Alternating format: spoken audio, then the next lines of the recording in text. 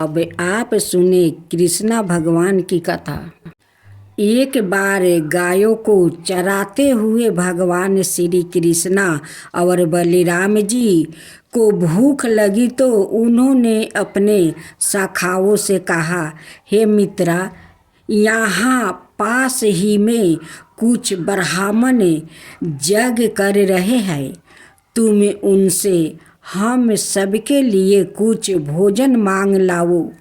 ग्वाल बाल गाया और बड़े विनम्रता भाव से प्रार्थना कर भोजन समग्र मांगी, परंतु ब्राह्मण लोग स्वर्ग आदि लोग के सुख की कामनाओं की पूर्ति के लिए उस जग में इतने खो चुके थे कि उन्होंने इस बात की तरफ गौर नहीं किया कि यह अन्न सवाए भगवान श्री कृष्णा मांग रहे हैं।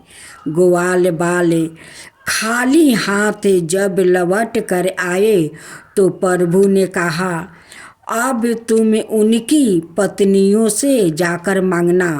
ग्वाल बाल गाया और जैसे ही ब्राह्मणों की पत्नियों से सुना कि श्री कृष्णा पास ही है और उन्हें भूख भी लगी है, तो इतने समय से जिन नंदलाल की लीला कथा वो सुनती आई, आज उनका दर्शन होगा, ऐसा सोचकर वो लोग लाज का त्याग करे अपने भाई बंधुओं और पति ब्राह्मणों की आज्ञा को छोड़कर प्रभु के पास आई और उन्हें मीठे दही भात का भोग लगाया।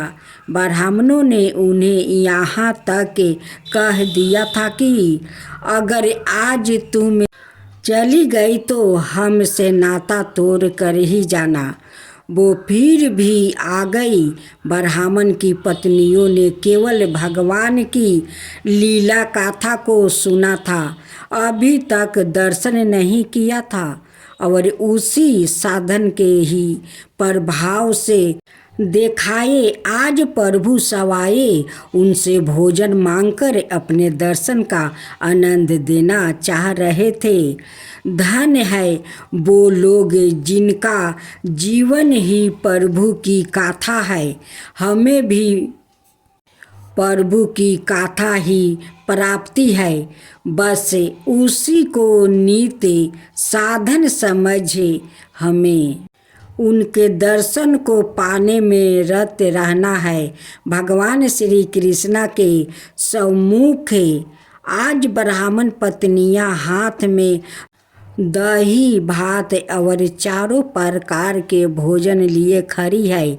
ग्वाल बालों के साथ जैसे ही उन्हें पेड़ की छावों में उस कृष्णा बलराम की युगल छवि का दर्शन हुआ तो एक क्षण को तो मानो समय ही रुक गया।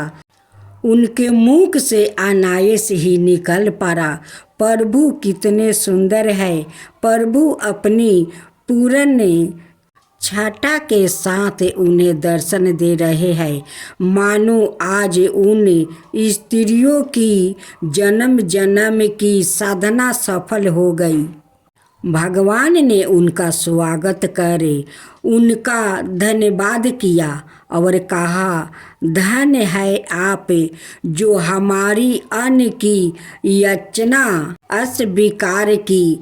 सबका पेट भरने वाले यह बात बोल रहे हैं, देखिए उनकी लीला, और आपको मेरे दर्शन की लालसा थी, अब आप दर्शन कर चुकी है, इसलिए घर लौट जाए। आपके पति ब्राह्मण देव आपके बिना जग पूरा नहीं कर सकते।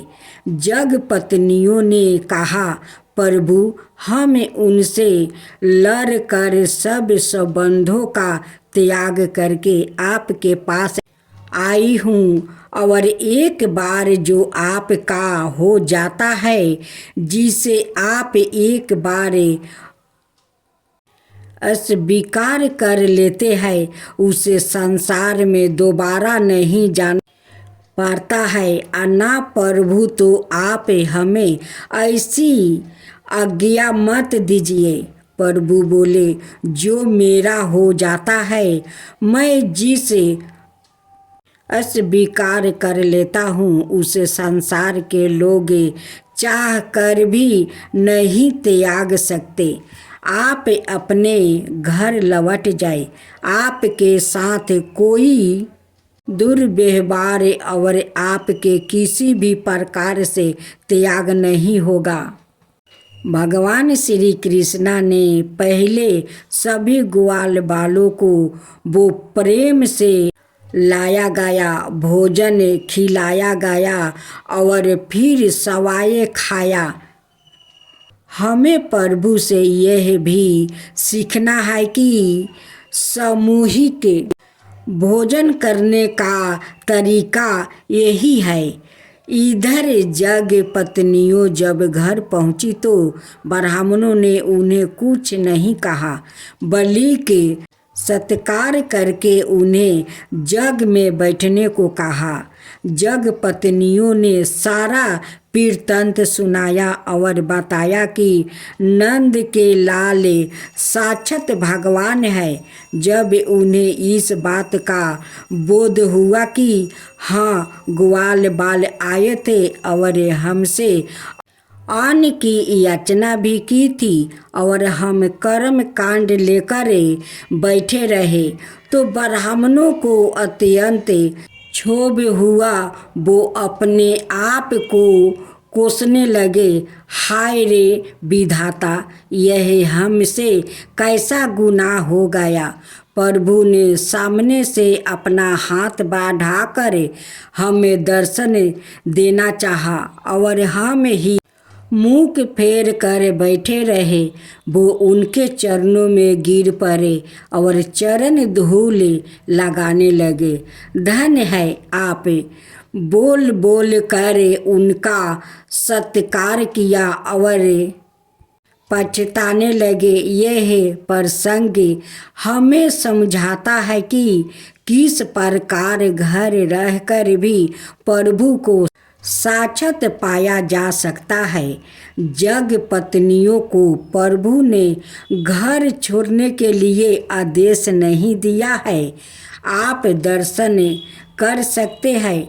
लीला में बलि के घर में रहकर भजन करने की आज्ञा दी है और यह जो ब्राह्मण पछता रहे हैं, ना यह हमें जीव है दस्तक को पहचान नहीं पा रहे हैं, उन्हें मुंह फेर कर बैठे हैं। उनकी प्राप्ति हर जगह हर अवस्था में संभव है। चाहिए तो केवल उनके लिए प्रेम संपूर्ण और बरसती हुई